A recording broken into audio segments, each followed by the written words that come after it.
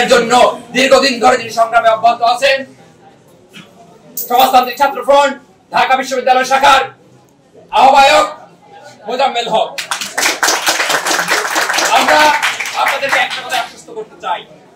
আমাদের যে প্যানেল এটাই হচ্ছে গণ অভ্যুত্থানের বুক, আমাদের যে প্যানেল সেটাই হচ্ছে 90 এর বুক, আমাদের যে প্যানেল হবে সেটা 71 এর বুক। এদেশে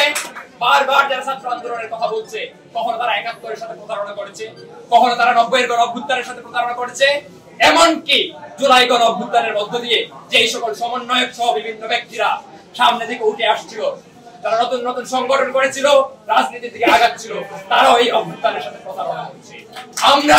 সেই 71 কে ধারণ করি, 90 এর গণ আন্দোলনকে ধারণ করি, এই 24 এর গণ অভ্যুত্থানকে ধারণ করে বলতে চাই ঢাকা বিশ্ববিদ্যালয়কে আর কোন স্বৈরাচারের অধীনে আসতে দিব না, আর কোন দিব না। আমরা 71 এর গণহত্যাকারীকে যেমন প্রত্যাখ্যান করি, একই রকম ভাবে আমরা এই বিশ্ববিদ্যালয়ে ও এই দেশে 24 এর গণহত্যাকারী আওয়ামী লীগ এবং এই ছাত্রলীগকে এদেশের জনগণ প্রত্যাখ্যান করে, এবং আমরা প্রত্যাশা রাখি যে এই রাষ্ট্র এবং এই বিশ্ববিদ্যালয় এই অভ্যুত্থানের সাথে প্রতারণা না করে এই অভ্যুত্থানে গণহত্যার সাথে যারা লিপ্ত ছিল তাদেরকে বিচারের আওতায় নিয়ে আসবে। আমরা